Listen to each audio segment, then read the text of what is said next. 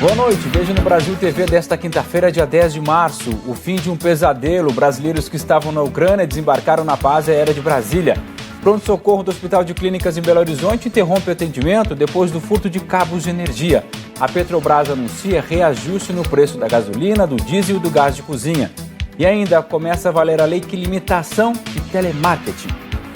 Agora no Brasil TV.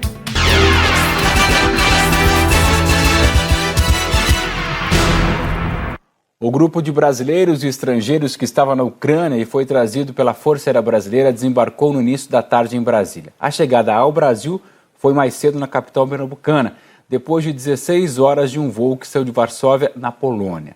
Os dois aviões da FAB, com 68 pessoas que fugiram do conflito na Ucrânia, pousaram bem cedo no Recife. O Legacy saiu aqui do Recife com destino a Brasília às 9h25 da manhã. O Cargueiro às 9h35. Eles partiram levando 68 pessoas, 42 brasileiros, 20 ucranianos que têm parentes brasileiros, 5 argentinos e 1 colombiano. Também estavam a bordo 8 cães e 2 gatos. Eles chegaram aqui ao Recife, que foi a primeira parada no Brasil, no início da manhã, entre 5 e 6h30. Eles tinham vindo da Polônia. Tiveram uma primeira parada em Lisboa, a segunda em Cabo Verde e a terceira aqui no Recife. Voltamos ao estúdio. E os aviões da Força Aérea Brasileira pousaram em Brasília pouco depois do 12h30. A Raquel Porto Alegre acompanhou e tem as informações agora. Assim que desembarcaram aqui em Brasília, todos os passageiros foram submetidos a testes de Covid-19 e todos os resultados deram negativo, segundo o Ministério da Saúde. Além disso, foram oferecidas vacinas a esses passageiros, vacinas de Covid-19, sarampo e pólio. As vacinas não foram obrigatórias, segundo o Ministério da Saúde. Agora, esses brasileiros e ucranianos, os estrangeiros de um modo geral, serão destinados para outros estados. O governo brasileiro conta com a parceria das empresas aéreas brasileiras. De Brasília, Raquel Porto Alegre para o Brasil TV. A gente falou ontem aqui sobre o uso de máscaras, que já não é mais obrigatório se usa ao ar livre em São Paulo. Só que essa exigência continua em ambientes fechados. Isso aumenta aquela importância de manusear de forma correta a proteção. E na hora de entrar e sair de comércios, por exemplo, não dá para tirar a máscara, guardar de qualquer jeito. E por isso, então, é bom tomar cuidado na hora de tirar e colocar de novo no rosto. Tem gente que estava esperando ansiosamente. Ficar livre eu acho que é bem melhor. Em ambientes abertos eu acho que é viável. No momento agora, com a vacinação, com tudo aí, eu acho que sim. Mas também tem quem prefira continuar usando. Mesmo ambiente aberto. Eu tive Covid, graças a Deus, da minha casa só fui eu que tive a contaminação. Fiquei muito mal, tive um alojamento no tórax. Então eu acredito que eu sei o que eu passei e não desejo para ninguém. Então vou preservar a minha vida, dos meus e dos pais que me cercam. O governo acabou ontem com a obrigatoriedade do uso de máscaras em espaços abertos. Mas a recomendação das autoridades de saúde é que idosos e pessoas com baixa imunidade ou doenças pré-existentes mantenham a proteção no rosto, assim como as crianças que ainda não foram vacinadas. A vacina, sempre bom lembrar, é a principal forma de proteção para todo mundo.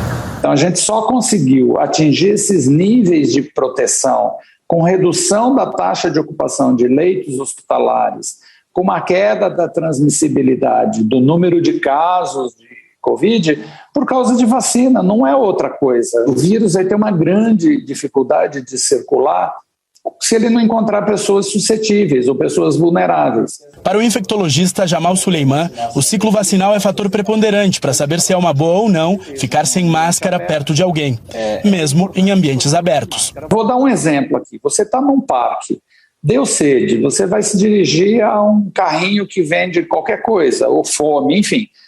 Você vai entrar em contato com pessoas com as quais você não tem nenhum conhecimento sobre o status vacinal delas, não sabe nada sobre a proteção. Use máscara. Não interaja nesses ambientes sem máscara. Mas com esse tira e põe de máscara, como fazer? Esse senhor colocou no braço na hora do lanche. Ela já jogou direto dentro da bolsa. Nenhuma delas é a maneira mais adequada. De preferência com as mãos higienizadas, os médicos explicam que a conduta mais correta é a de retirar a máscara pelas alças e evitar tocar no tecido no centro dela. Depois, é só guardar num saquinho plástico. Tem comércio que oferece o saquinho, mas se não oferecer também para ir lã, tá tudo certo. Geralmente eu tenho um saquinho na bolsa, aí eu pretendo seguir usando. Por enquanto, eu não penso em tirar, não. Acho que ainda é seguro continuar usando a máscara. A Ellen prefere simplesmente investir num estoque maior de proteção.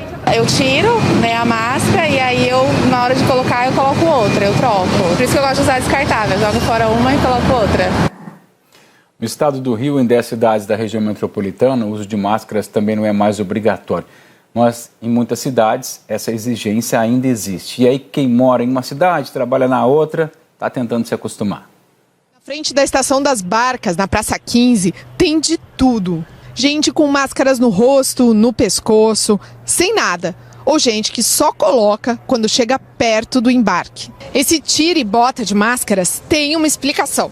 Aqui no Rio de Janeiro não precisa usar em ambientes abertos e em ambientes fechados. Agora, lá em Niterói, precisa sim. E sabe como fica quem precisa passar pelas duas cidades? Perdido. Você está indo para Niterói agora? Sim, sim. E você está levando uma máscara? Não tenho a máscara, eu vou ter que comprar, vou ter que dar um jeito de comprar para poder ir para Niterói. Que eu acabei esquecendo em casa. Na verdade, tem que botar aqui dentro para poder ir para Niterói. E quem atravessa a ponte todos os dias teve que aprender a conviver com as regras diferentes. O Birajara mora na Pavuna e trabalha em Niterói. Trabalha para fazer 2 anos em Niterói como acompanhante e eu, para mim, não prejudicar o paciente, eu prefiro manter a minha postura como enfermeiro. Eu ainda estou na antiga, eu continuo usando máscara, estou fazendo como se tudo estivesse como fosse desde o início, tá entendendo? E nos aeroportos, a regra é outra. A Anvisa informou ontem que nas áreas sem acesso controlado, como saguões ou estacionamentos, vale a regra da cidade onde fica o aeroporto. E nas áreas com acesso restrito, como salas de embarque, desembarque e dentro dos aviões, precisa sim usar a máscara. A explicação é que esses locais concentram pessoas de diversos lugares, com índices de transmissão de Covid diferentes. A Polícia Federal prendeu o vice-presidente da Câmara de Vereadores de Ninópolis, na Baixada Fluminense, Mauro Rogério Nascimento de Jesus, o Maurinho do Paiol, do PSD. Ele é acusado de chefiar uma milícia que atua no estado do Rio. Outras 8 pessoas foram presas. O principal alvo da operação foi preso em casa num condomínio em Mesquita. A Polícia Federal afirma que o vereador e vice-presidente da Câmara de Nilópolis, Mauro Rogério Nascimento de Jesus, o Maurinho do Paiol, do PSD, é chefe de uma milícia que atua na Baixada Fluminense e em Anchieta, na zona norte do Rio. Na hora em que os agentes da PF chegaram, Maurinho achou que estava sendo alvo de um ataque e duvidou que eles fossem policiais federais.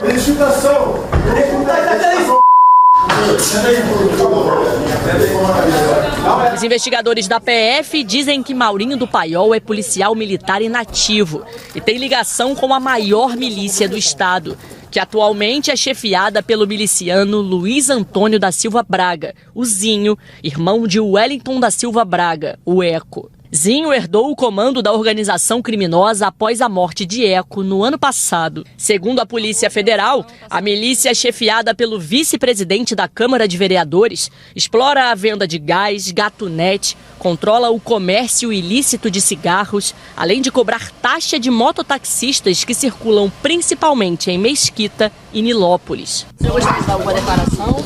Não, no momento não tem nada o que dizer não, entendeu? As acusações sobre milícia que o senhor participa, o senhor tem que eu participo? O advogado de Maurinho do Paiol negou as acusações. É uma surpresa muito grande. O Maurinho, infelizmente, vem sofrendo vários ataques nesse sentido, de denúncias infundadas, sem provas. São outros processos que já aconteceram, que já resolvemos, e esse é mais um. Os agentes da PF do GAECO também estiveram na casa do irmão do vereador, que fica no mesmo bairro. Polícia! Polícia! É busca e apreensão, chefe? Sim. Os agentes saíram cedo da Praça Mauá para cumprir 19 mandados de prisão e 29 de busca e apreensão. 3 policiais militares da Ativa foram presos: Wellington do Nascimento Melo, Felipe da Rocha Dias e Gerson Albino Macedo. Os policiais federais conseguiram chegar até o vereador através de interceptações telefônicas e mensagens de celular. De acordo com as investigações, a organização criminosa chefiada por Maurinho do Paiol usa a força para conseguir dominar territórios. Os investigados respondem por corrupção, homicídio e extorsão. A denúncia do Ministério Público do Estado cita alguns trechos de interceptações telefônicas feitas no aparelho de Maurinho do Paiol. Nesse trecho, ele fala sobre um possível ataque a criminosos do grupo dele. Se machucar um da gente, amigo, vai ter banho de sangue. Vai ter que matar os 4. Não adianta matar só um e ficar. Os agentes também fizeram buscas em vários bairros aqui da capital. Nessa casa no Recreio dos Bandeirantes, onde um dos PMs foi preso, foram apreendidos anéis, relógios, armas e munição. A investigação continua, nem todos foram presos e há indícios ainda da participação de outras pessoas. Portanto, as investigações vão prosseguir para que elas sejam devidamente identificadas e individualizadas as suas condutas. O PSD do Rio informou que vai expulsar Maurinho do Paiol do partido. A Câmara de Vereadores de Nilópolis disse que aguarda o comunicado oficial da defesa do parlamentar e da autoridade responsável pela investigação para que, de posse das tipificações penais do caso, possa analisar eventuais medidas cabíveis. Nós não conseguimos localizar a defesa dos outros citados na nossa reportagem. Olha só essa história: o pronto-socorro do Hospital das Clínicas de Belo Horizonte está fechado por causa de um crime recorrente. É o furto de cabos de energia. Por precaução, o Hospital das Clínicas fechou o pronto-socorro e cancelou as cirurgias eletivas marcadas para hoje. Com gravidez de risco, Janaína veio do interior do estado e precisou ir para outro hospital. A gravidez dela é alto risco, o outro hospital de lá mandou para cá, que lá não tem recurso. Só que aqui não está atendendo, porque disse que teve uma queda de luz, aí mandou nós ir para outro lugar. A unidade de saúde orienta os pacientes que chegam até aqui a procurarem a UPA perto de casa e as gestantes a irem para a maternidade Odete Valadares ou para o hospital Odilon Berens, enquanto o fornecimento de energia não for completamente restabelecido. Desde ontem, o CTI, grande parte do centro cirúrgico, estão funcionando com gerador. Técnicos da CEMIG estão aqui desde cedo e a previsão é que os trabalhos durem até o fim da tarde. Os cabos ficaram queimados. O princípio de incêndio provocado, segundo a CEMIG, por uma tentativa de furto de cabos foi no padrão de energia que fica na lateral do hospital. Um curto-circuito começou na fiação subterrânea e atingiu o transformador que alimenta uma das alas do Hospital das Clínicas. O Globocop registrou o momento em que os bombeiros e técnicos da CEMIG estavam no local e uma das pistas da Avenida Bernardo Monteiro teve que ser interditada. Quem passava perto ouviu as explosões, mas ninguém se feriu. O hospital teve que remanejar pacientes internados para outras alas. Também alugou geradores extras. Todos os equipamentos médicos e hospitalares têm bateria. Por isso, não houve interrupção do funcionamento no momento da explosão. Hospitais próximos ficaram sem energia elétrica no início da noite. Foi o caso do Hospital Infantil João Paulo II. Dá pra enxergar alguma coisa aí, gente? Nossa, que cheiro de queimado, gente. Que é isso? O Hospital João 23 também ficou sem luz por 46 minutos. A Kenny estava com a filha internada. Começou a sair muita fumaça, a gente até fechou os vidros da janela, né? Todo mundo com medo. A fumaça estava entrando, aí todo mundo ficou sem entender. Teve até um sinalzinho de um barulho que assustou mais para esse sinal de alerta, sabe? Aí logo depois ficou aquela luz baixa, o elevador parou de funcionar. Só no ano passado, cerca de 6 quilômetros de cabos de cobre foram furtados da rede subterrânea da CEMIG no hipercentro de BH. A companhia diz que o prejuízo é de R$1 milhão. E os bandidos também invadem outros espaços, deixando pacientes sem atendimento. No início deste mês, ladrões entraram em uma área da Santa Casa e furtaram fios de cobre e um ar-condicionado. 80 pessoas que estavam em tratamento contra o câncer tiveram as sessões de radioterapia suspensas por 2 dias. A Polícia Civil abriu investigação. A Fundação Hospitalar do Estado de Minas, FEMIG, responsável pelo Hospital João 23 e pelo Hospital Infantil João Paulo II declarou que não houve reflexos na assistência do complexo hospitalar de urgência. Já o Hospital das Clínicas informou que as equipes permanecem em alerta máximo. A Polícia Civil ainda não retornou às nossas ligações sobre as investigações deste caso registrado na unidade. Uma falsa biomédica foi presa em Manaus. Ela é acusada de fazer procedimentos estéticos sem autorização. Segundo as investigações, ela apresentava documentos falsos de formação profissional. Oi, Marcelo. Olha, a suspeita de ser falsa biomédica foi presa em casa, na zona norte de Manaus. Segundo a polícia, a investigação durou 1 ano e meio. E durante todo esse tempo, a suspeita ainda chegou a fazer atendimentos em várias clínicas aqui em Manaus. Mas, segundo a polícia, ela nunca apresentou comprovação de estudo na área em nenhum dos lugares por onde trabalhou e nem a polícia até o momento. 6 vítimas de procedimentos estéticos mal sucedidos denunciaram Osana Ximenes. Ela é suspeita de usar nos procedimentos o polimetilmetacrilato, o PMMA, uma substância plástica normalmente usada para procedimentos estéticos definitivos, mas que, se for usada em grande quantidade, pode trazer sérios riscos à saúde.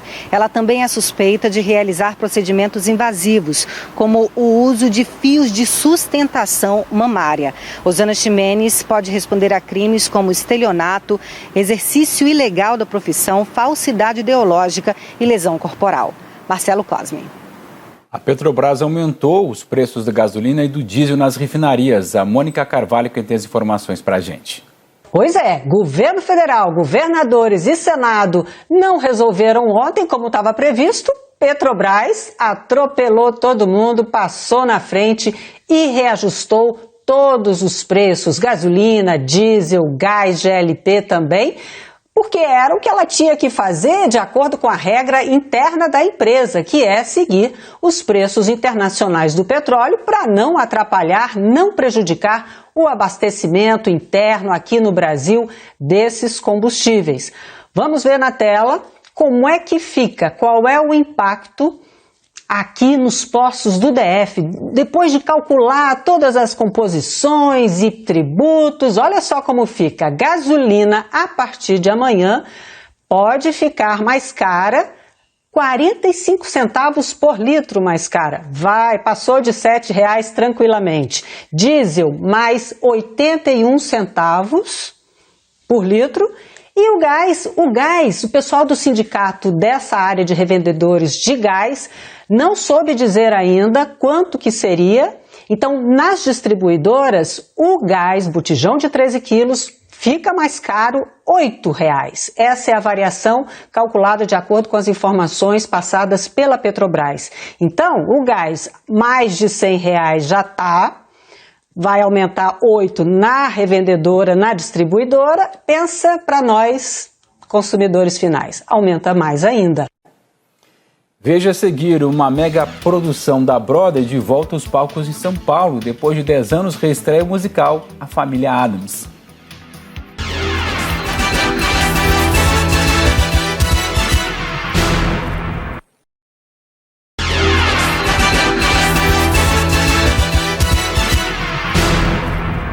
Brasil TV de volta, eu te conto que entrou em vigor hoje uma mudança importante sobre as ligações telefônicas de telemarketing. Quase todos os dias e a qualquer hora. Geralmente eles ligam a todo momento, né? Quase que toda hora, final de semana, de noite, até madrugada eu já recebi ligação. Não é de hoje que as pessoas reclamam. E faz tempo que as autoridades querem dar um basta nas constantes chamadas de empresas que tentam conseguir mais clientes. Em 2019, a Agência Nacional de Telecomunicações criou o Não Me Perturbe. A pessoa se inscreve no site para não receber ligações com ofertas de pacotes de celular, internet ou TV a cabo, por exemplo. A plataforma já tem mais de 9 milhões de cadastrados. E agora o consumidor tem mais um recurso para evitar essas chamadas que tanto incomodam. Todas as empresas que oferecem produtos ou serviços por telefone precisam ter um número começando com 0303. Ele vai aparecer na tela do celular e o cliente decide se vai atender ou não. A regra começa hoje para as que ligam a partir de números de celular.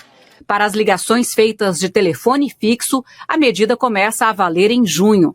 O código de identificação 0303 deve aparecer de forma clara no telefone. E os consumidores poderão solicitar que as operadoras façam o bloqueio dessas chamadas. Mas em 2 casos, o telemarketing não vai usar o prefixo. São as empresas que fazem cobranças ou instituições que pedem doações por telefone. O Procon diz que essa identificação deve ajudar muitos clientes, mas se as empresas continuarem ligando... Nós podemos instaurar os procedimentos administrativos e penalizar essas empresas, com multas que vão variar do valor de 700 até 11 milhões de reais. Segundo a Anatel, o consumidor brasileiro é o que mais recebe esse tipo de ligação no mundo. Uma média de 30 chamadas por mês. O próprio consumidor, ao fazer esse papel de não atender, de denunciar, nós vamos, juntamente com sua operadora, solicitar o bloqueio, né? A empresa perderá seus recursos de numeração e não poderá fazer seu telemarketing ativo via numeração convencional. Uma mega produção da Broadway está de volta aos palcos de São Paulo a partir de hoje. É a reestreia do musical A Família Addams, 10 anos depois da primeira montagem na cidade. Mas o espetáculo agora está bem diferente, cheio de novidades, e é claro que a gente acompanhou um dos últimos ensaios. Familiar, né? 4 notas, 2 estalos e a gente não precisa nem de um rosto para saber de quem se trata. O musical Família Addams estreou na Broadway entre 2009 e 2010.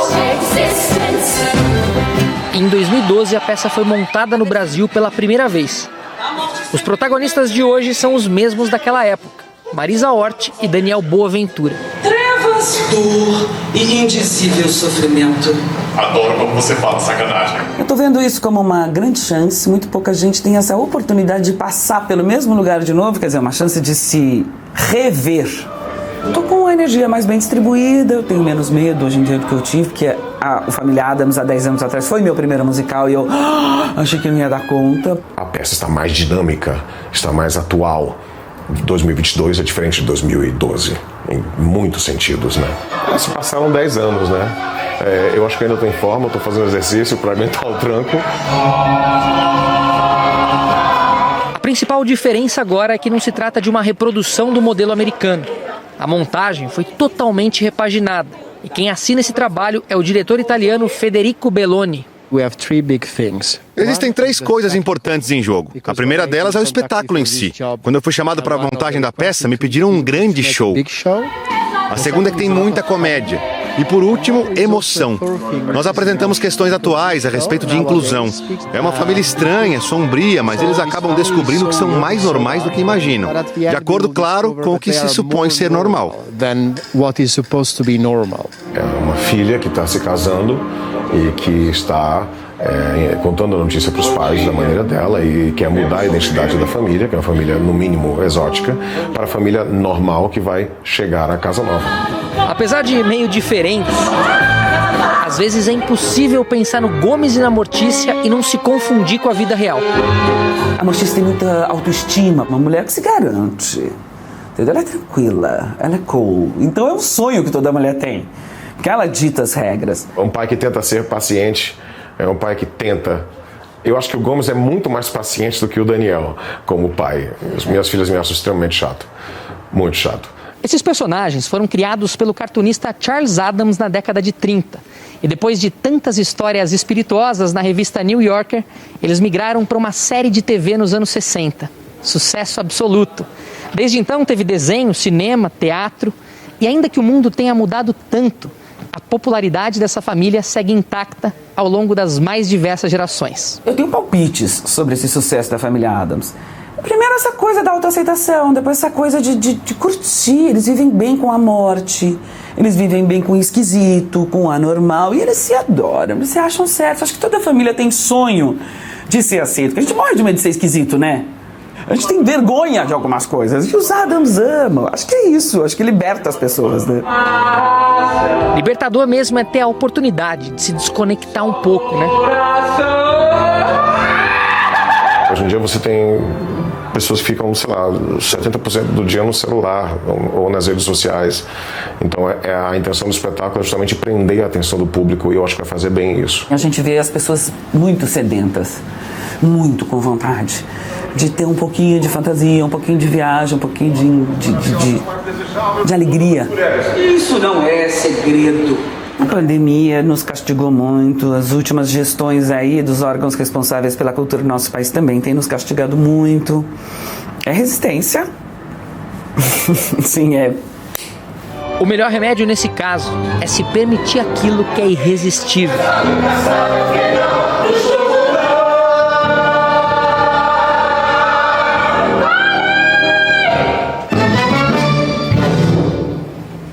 O Brasil TV fica por aqui, te lembrando que o Jornal Nacional começa às 8h30 pelo horário de Brasília.